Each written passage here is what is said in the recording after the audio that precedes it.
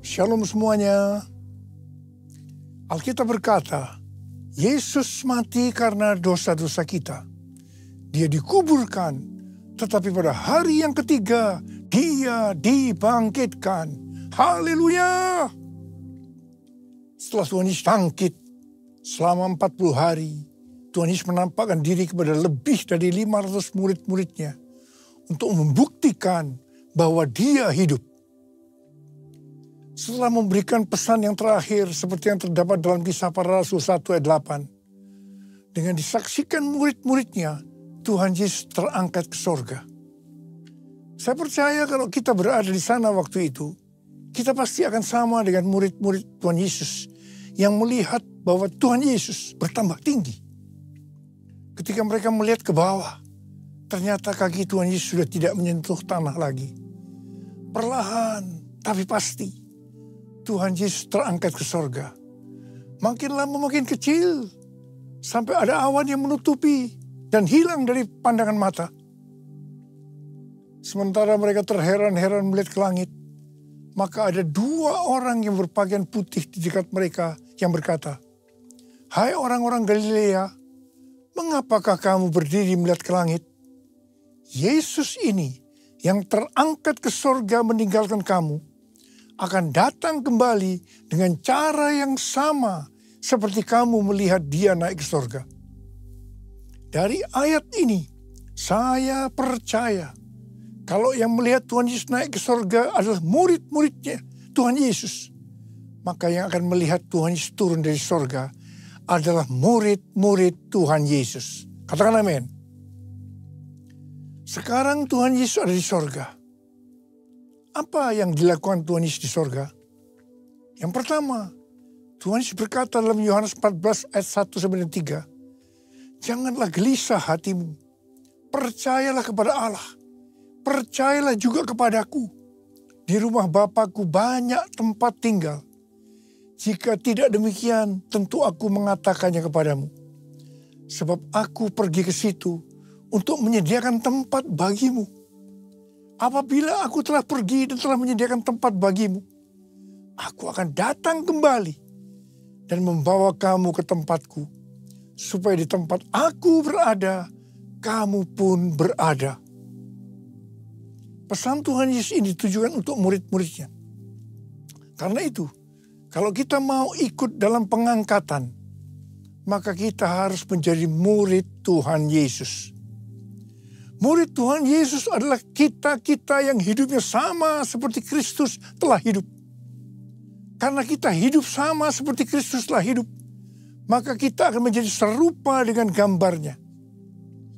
Roma 8 ayat 29 berkata, "Sebab semua orang yang dipilihnya dari semula, mereka juga ditentukannya dari semula untuk menjadi serupa dengan gambar anaknya, supaya ia, anaknya itu, menjadi yang sulung di antara banyak saudara." Jadi goal kita sebagai orang percaya adalah menjadi serupa dengan gambar Yesus, yaitu murid Tuhan Yesus. Menjadi seperti Kau Yesus, menjadi seperti Kau Yesus, menjadi sempurna dalam seluruh hidupku, dalam seluruh hidupku. Hal kedua yang dilakukan oleh Tuhan Yesus di sorga adalah sesuai dengan Ibrani 7 ayat 25 yang berkata, "Karena itu, Ia sanggup juga menyelamatkan dengan sempurna semua orang yang melalui Dia datang kepada Allah. Sebab Ia hidup senantiasa untuk menjadi pengantara mereka." Tuhan Yesus di sorga menjadi pengantara kita. Artinya, sebagai pendoa syafaat bagi kita, supaya kita selamat secara sempurna. Kalau kita berbicara tentang keselamatan, maka ada 3 hal yang harus diperhatikan. Yang pertama, bisa kehilangan keselamatan. Yang kedua, hampir-hampir tidak diselamatkan. Yang ketiga, selamat dengan sempurna. Hal yang pertama, orang yang sudah percaya bisa kehilangan keselamatan. Matius 7 ayat 21 sampai 23 berkata, bukan setiap orang yang berseru kepadaku, Tuhan, Tuhan, akan masuk ke dalam kerajaan sorga, melainkan orang yang melakukan kehendak Bapakku yang di sorga. Pada hari terakhir, banyak orang akan berseru kepadaku, Tuhan, Tuhan, bukankah kami bernubuat demi namamu, dan mengusir setan demi namamu, dan mengadakan banyak mujizat demi namamu juga? Pada waktu itulah aku akan berterus terang kepada mereka dan berkata, aku tidak pernah mengenal kamu. Enyahlah dari hadapanku, hai kamu yang melanggar perintah Allah. Ini merupakan peringatan bagi hamba-hamba Tuhan yang sedang dipakai oleh Tuhan. Agar pelayanan yang diberikan oleh Tuhan semata-mata hanya untuk menyatakan kemuliaannya. Bukan untuk kemuliaan diri sendiri. Bukan untuk mencari keuntungan pribadi. Bukan untuk popularitas di mana bisa mengakibatkan hilangnya keselamatan.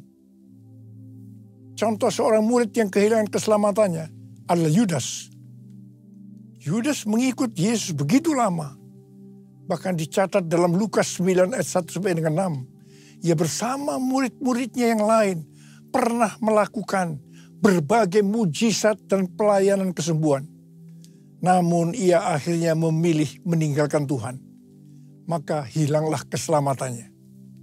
Hal yang kedua, mengenai hampir-hampir tidak diselamatkan.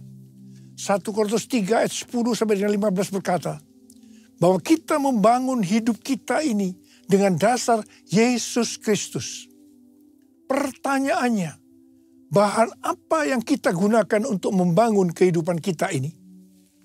Apakah dengan bahan emas, perak, batu permata, ataukah dengan bahan kayu, rumput kering atau jerami? Semua ini akan nampak pada hari Tuhan saat pekerjaan kita diuji dengan api. Jika pekerjaan kita tahan uji, artinya tidak terbakar karena terbuat dari bahan emas, perak, dan batu permata, maka kita akan mendapat upah.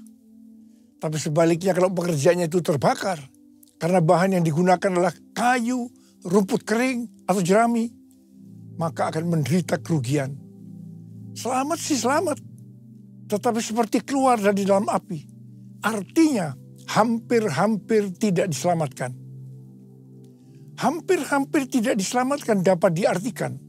Yang pertama, kehilangan upah atau pahala. Yang kedua, kedudukan yang rendah di sorga. Yang ketiga, kehilangan kesempatan pelayanan dan kekuasaan di sorga. Yang keempat, kehilangan kemuliaan dan kehormatan di hadapan Allah. Mari, saya akan ajak kita semua untuk memperhatikan dengan serius pekerjaan pelayanan kita, juga termasuk kualitas kehidupan. Jangan menjadi orang Kristen yang acuh tak acuh, agar kita mendapatkan upah di sorga. Yang mau katakan amin. Yang ketiga, Tuhan Yesus berada di sorga untuk mendoakan kita agar mendapatkan keselamatan yang sempurna. Bukan untuk kehilangan keselamatan, atau bukan hampir-hampir tidak diselamatkan. Supaya doa Tuhan Yesus ini terjadi, maka sesuai dengan 2 Petrus 1 ayat 5 sampai dengan 11, dikatakan bahwa kita harus dengan sungguh-sungguh berusaha. Sungguh-sungguh berusaha untuk menambahkan kepada iman kita kebajikan. Artinya berbuat baik. Kemudian ditambahkan lagi pengetahuan. Kemudian tambahkan lagi dengan penguasaan diri. Tambahkan lagi dengan ketekunan. Tambahkan lagi dengan kesalehan yang artinya hidup kudus. Tambahkan lagi kasih akan saudara-saudara seiman.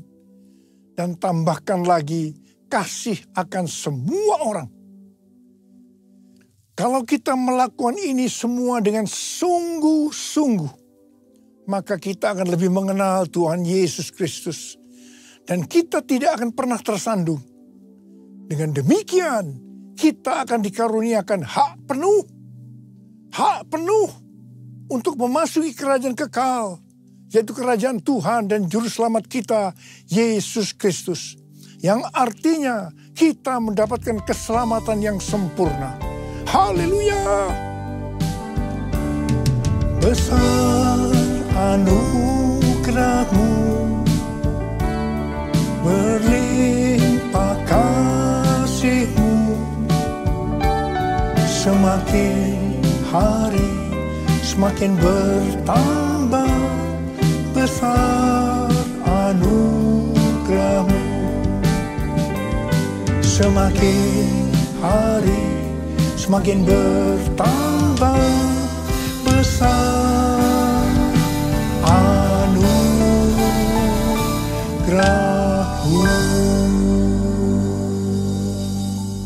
Hal ketiga yang dilakukan oleh Tuhan Yesus di sorga adalah mencurahkan Roh Kudus.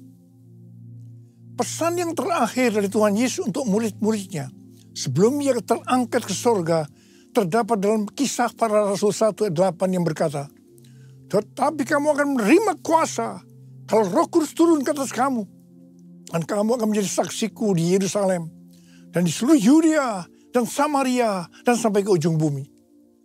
Setelah memberikan pesan yang terakhir ini, Tuhan Yesus naik ke sorga. Setelah itu apa yang dilakukan oleh murid-muridnya?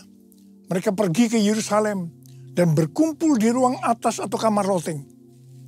Mereka melakukan ini karena Tuhan Yesus yang menyuruh mereka agar tidak meninggalkan kota Yerusalem, karena mereka akan dilengkapi dengan kekuasaan dari tempat tinggi. Tuhan Yesus berkata, "Sebab Yohanes membaptis dengan air, tetapi tidak lama lagi kamu akan dibaptis dengan Roh Kudus." Murid-murid yang berkumpul berjumlah sekitar 120 orang. Kisah Para Rasul 1 ayat 14a berkata, mereka semua bertekun dengan sehati dalam doa bersama-sama. Artinya mereka berdoa, memuji dan menyembah Tuhan dalam unity siang dan malam. Ini adalah prinsip restorasi Pondok Daud. Ini adalah prinsip menara doa. Pada hari raya Pentakosta, jadi 10 hari setelah mereka berkumpul itu, tiba-tiba turunlah dari langit suatu bunyi seperti tiupan angin yang keras yang memenuhi seluruh rumah di mana mereka duduk. Dan tampaklah kepada mereka lidah-lidah seperti nyala api yang bertebaran dan hinggap pada mereka masing-masing. Maka penuhlah mereka dengan Roh Kudus. Lalu mereka mulai berkata-kata dalam bahasa-bahasa lain seperti yang diberikan oleh Roh itu kepada mereka untuk mengatakannya. Itu adalah bahasa roh. Orang yang dibaptis dengan Roh Kudus atau dipenuhi Roh Kudus, tanda awalnya adalah berbahasa roh. Setelah itu murid-murid Tuhan Yesus dipakai secara luar biasa untuk melakukan amanat agung. Tanda dan mujizat menyertai pelayanan mereka. Peristiwa ini disebut sebagai Pentakosta yang pertama. Pentakosta yang pertama ini dahsyat. Sebab dalam kurun beberapa ratus tahun, sekitar 70% dari dunia yang dikenal pada waktu itu, yaitu yang berada di bawah kekaisaran Romawi, menjadi Kristen. Wow. Pertanyaannya, apakah amanat agung sudah selesai? Jawabannya, belum. Karena itu pada tahun 1906, kembali Roh Kudus dicurahkan di Azusa Street yang disebut dengan Pentakosta yang kedua. Ciri-ciri yang menonjol dalam Pentakosta kedua ini adalah penekanan dalam hal berbahasa roh dan pelayanan mujizat dan kesembuhan. Meskipun seluruh karunia roh juga dicurahkan dengan limpahnya. Pentakosta kedua ini dahsyat. Mengapa? Karena melahirkan gerakan Pentakosta dan karismatik. Saat ini ada sekitar 700 juta orang yang diberdayakan oleh Roh Kudus. Pertanyaannya, apakah amanat agung sudah selesai? Jawabannya, belum. Karena itu hari-hari ini, pencurahan Roh Kudus yang jauh lebih dahsyat dibanding dengan Azusa Street sedang terjadi. Ini disebut sebagai Pentakosta yang ketiga. Seperti yang terjadi pada Pentakosta yang pertama dan Pentakosta yang kedua. Maka berbahasa roh dan pelayanan kesembuhan juga terlihat begitu intens. Saya percaya dengan Pentakosta ketiga ini, amanat agung Tuhan Yesus akan selesai dan Tuhan Yesus akan datang kembali. Haleluya. Rasul Paulus dalam 1 Korintus 14 ayat 5a berkata, aku suka supaya kamu semua berkata-kata dengan bahasa roh. Selain itu dalam 1 Korintus 14 ayat 18, Rasul Paulus juga berkata, aku mengucap syukur kepada Allah bahwa aku berkata-kata dalam bahasa roh lebih daripada kamu semua. Saya sangat mengaminkan apa yang dikatakan oleh Rasul Paulus ini. Dan saya juga berdoa agar apa yang dikatakan oleh Rasul Paulus ini juga terjadi pada kita. Yang percaya katakan amin. Ku buka hati untuk roh-Mu Tuhan. Ku buka hati menyembah-Mu Yesus. Jamahlah kami, penuhi kami dengan kuasa Allah Maha Tinggi. Jamahlah kami, penuhi kami dengan kuasa Allah Maha Tinggi. Apa yang terjadi kalau kita berbahasa roh? Yang pertama, kita akan lebih berani bersaksi tentang Yesus. Kita ingat Petrus, di mana sebelum dia dibaptis Roh Kudus dengan tanda awal berbahasa roh, dia pernah menyangkal Yesus sebanyak 3 kali sebelum air berkokok. Setelah dibaptis Roh Kudus dan berbahasa roh, dia berani bersaksi tentang Tuhan Yesus. Tidak peduli disesah dan dipenjara. Yang kedua, kalau kita berbahasa roh, maka sesuai dengan 1 Korintus 14 ayat 4a dikatakan, siapa yang berkata-kata dalam bahasa roh, ia membangun dirinya sendiri. Yang artinya kalau kita berbahasa roh, kita akan membangun iman kita. Yang ketiga, kalau kita berbahasa roh, kita akan lebih merasakan hadiratnya dan lebih intim dengan dia. Karena ketika berbahasa roh, kita berkata-kata kepada Allah, bukan kepada manusia. Yang keempat, kalau kita berbahasa roh, kita akan berdoa lebih lama lagi. Yang kelima, sesuai dengan 1 Korintus 14 ayat 14 dan 15 yang berkata, sebab jika aku berdoa dengan bahasa roh, maka rohkulah yang berdoa, tetapi akal budiku tidak turut berdoa. Jadi, apakah yang harus kubuat? Aku akan berdoa dengan rohku, tetapi aku akan berdoa juga dengan akal budiku. Aku akan menyanyi dan memuji dengan rohku, tetapi aku akan menyanyi dan memuji juga dengan akal budiku. Jadi, kalau kita mengendaki agar roh kita berdoa, menyanyi dan memuji, maka kita harus berbahasa roh. Sedangkan kalau dengan akal budi atau jiwa, maka kita harus menggunakan bahasa yang kita mengerti. Mari, bagi yang mau melakukan, katakan bersama saya, amin. Bahasa roh atau bahasa lidah dalam Alkitab dituliskan di 1 Korintus 14, Kisah Para Rasul 2, Kisah Para Rasul 10, dan Kisah Para Rasul 19. Kesimpulannya sebagai berikut.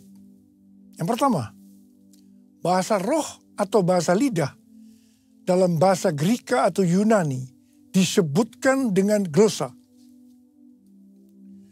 Ada 3 macam bahasa roh atau bahasa lidah, yaitu yang pertama, bahasa roh yang harus diterjemahkan atau ditafsirkan.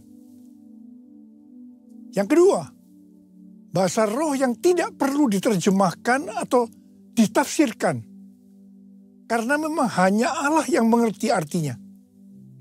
Ini adalah penyembahan dalam roh. Dan yang ketiga, bahasa roh yang diterjemahkan oleh Allah sendiri. sehingga dimengerti oleh orang yang mendengarnya dalam bahasa yang dimengerti. Kesimpulan yang ketiga, bahasa roh atau bahasa lidah bisa diucapkan di mana saja. Artinya bisa di rumah, di kebaktian umum, di kebaktian doa, di kul, dan di mana saja kita berada. Kesimpulan yang keempat, Rasul Paulus dalam 1 Korintus 14 ayat 39 dan 40 berkata, "Karena itu saudara-saudaraku, usahakanlah dirimu untuk memperoleh karunia untuk bernubuat dan janganlah melarang orang-orang yang berkata-kata dengan bahasa roh. Tetapi segala sesuatu harus berlangsung dengan sopan dan teratur." Come Holy Spirit, fall in this place. I need more and more of you.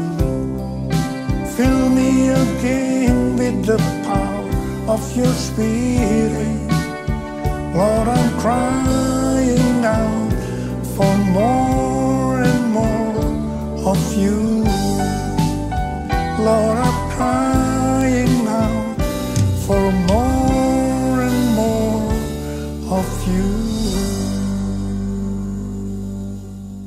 Memasuki tahun 2025, tahun yang penuh dengan ketidakpastian, tahun di mana bencana alam, peperangan, krisis ekonomi yang makin menghebat, tahun di mana keadaan akan menjadi semakin sukar. Tuhan memberikan tuntunannya.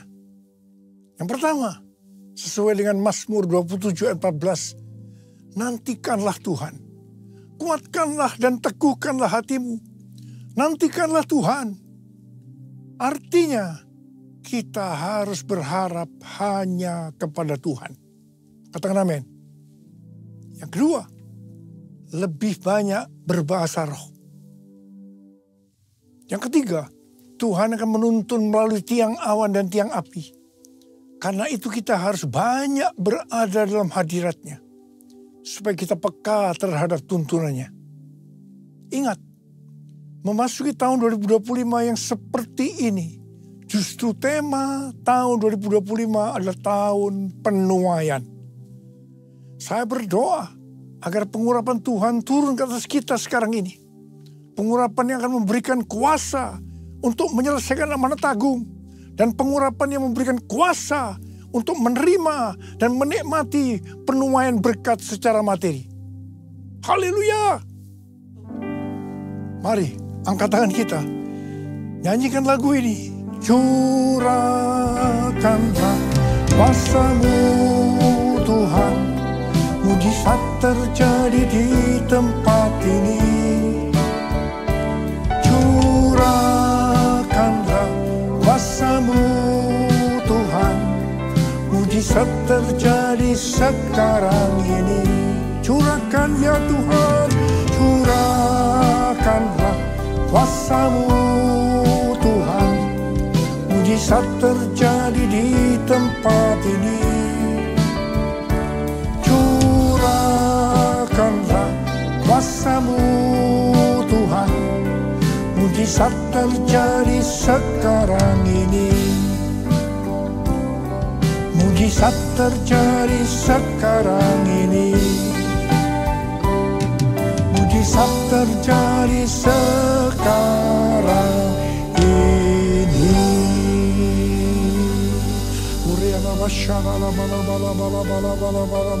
Berbahasa roh. Yang sudah berbahasa roh, kita berbahasa roh.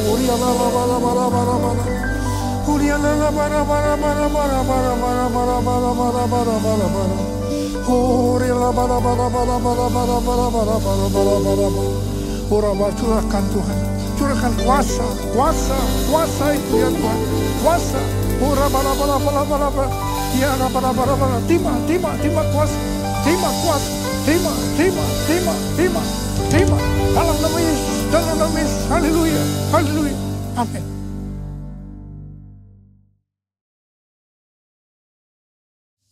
Kita akan masuk ke dalam perjamuan kudus. Kita akan mengingat ayat ini.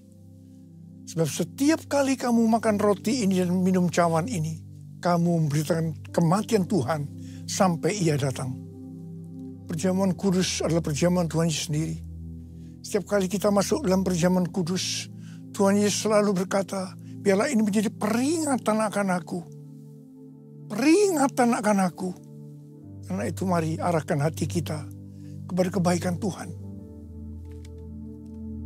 Agar kita lebih mengasihi Tuhan Yesus.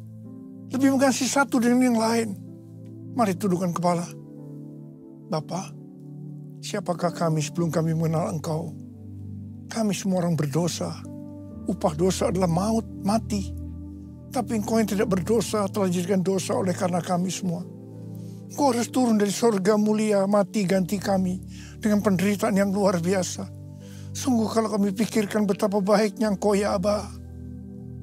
Engkau jadikan kami sebagai anak-anak-Mu. Engkau tuntun, Engkau bela, Engkau berkati. Engkau juga tegur kalau kami salah. Engkau juga hajar kalau kami salah. Itu Engkau ya Aba. Itu Engkau. Terima kasih Aba. Tuhan akan memberkati kita melalui perjamuan kudus. Tapi Tuhan mau kita makan dan minum dengan cara yang benar. Karena itu masing-masing berdoa. Lihat keadaan dirimu masing-masing. Jangan menyimpan dosa. Kalau ada dosa yang Tuhan ingatkan saat ini, selesaikan. Minta ampun. Minta ampun supaya diberkati. Ampuni saya Tuhan. Ampuni, ampuni, ampuni. Ampuni. Bapa, Kau melihat anak-anak-Mu sedang meminta ampun kepadamu. Bapa, terima kasih. Berkatilah. Berkatilah anak-anak-Mu semua. Kami akan masuk dalam perjamuan kudus dengan hati yang penuh ucapan syukur. Dalam nama Yesus kami berdoa. Amin. Mari, angkat roti di tangan kanan kita tinggi-tinggi. Sebab apa yang telah kuteruskan kepadamu telah aku terima dari Tuhan. Yaitu bahwa Tuhan Yesus pada malam waktu ia diserahkan mengambil roti. Dan sesudah itu ia mengucap syukur atasnya. Ia memecah-mecahkannya dan berkata, inilah tubuhku yang diserahkan bagi kamu. Perbuatlah ini menjadi peringatan akan aku. Saudara kasih Tuhan, bukankah roti yang kita pecah-pecahkan ini adalah persekutuan kita dengan tubuh Kristus? Mari kita makan dalam nama Yesus.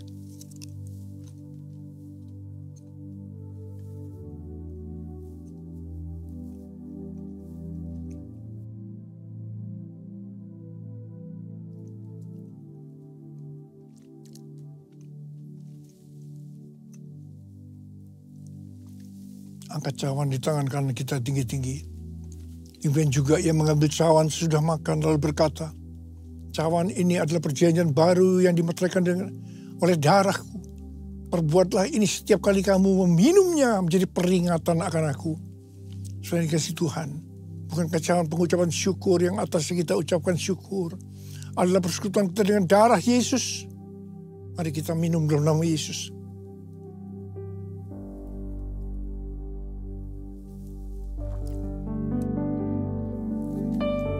Ucapkan syukur dan terima kasih dengan suara. Jangan diam. Oh Yesus. Oh Tuhan, terima kasih ya Tuhan. Terima kasih ya Tuhan. Tuhan, terima kasih ya Tuhan. Terima kasih ya Tuhan. Yesus, Kau melihat anak-anak-Mu ya Tuhan. Kau melihat anak-anak-Mu. Saat ini Kau sedang menyembuhkan yang sakit. Kau sedang membebaskan yang terikat. Kau menghibur yang susah. Kau menguatkan yang lemah. Kau memberikan pengharapan yang baru bagi yang datang dengan karena putus pengharapan. Tuhan, terima kasih. Tuhan, terima kasih. Terima kasih. Terima kasih. Terima kasih. Terima kasih Yesusku. Terima kasih Yesusku. Puji syukur hanya bagi Tuhanku. Terima kasih Yesusku. Terima kasih Yesusku. Puji syukur hanya bagi Tuhanku. Terima kasih.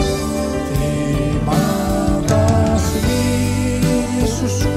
Terima kasih Yesusku. Puji syukur hanya bagi Tuhanku. Terima kasih terima kasih Yesusku. Puji syukur hanya bagi Tuhanku.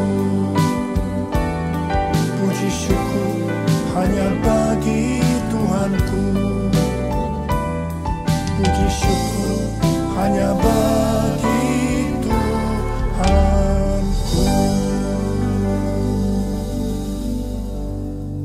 Terimalah berkat Tuhan. Kasih karunia yang berlimpah-limpah daripada Allah Bapa dalam Anak yang tunggal Yesus Kristus. Persekutuan yang manis dengan Roh Kudus menyertai kita semua mulai hari ini.